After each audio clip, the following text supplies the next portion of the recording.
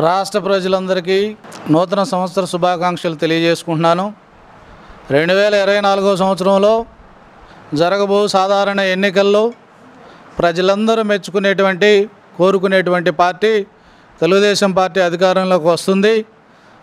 మా నాయకుడు చంద్రబాబు నాయుడు గారు ముఖ్యమంత్రి అవుతాడు, అందులో ఎటువంటి సందేహం లేదు. ఆ యొక్క ప్రభుత్వంలో మా గురువర్యులు రాయపాటి బ్రదర్సు నేను కూడా భాగస్వాములుగా ఉంటాము.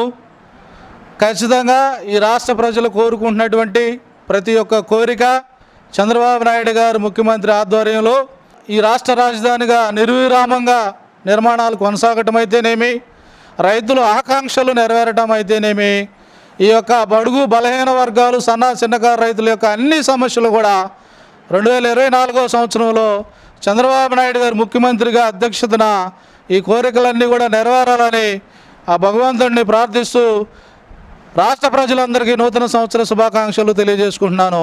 ఇట్లు మీ తోకల రాజవర్ధన్ రావు, తాడికొండ నియోజకవర్గం.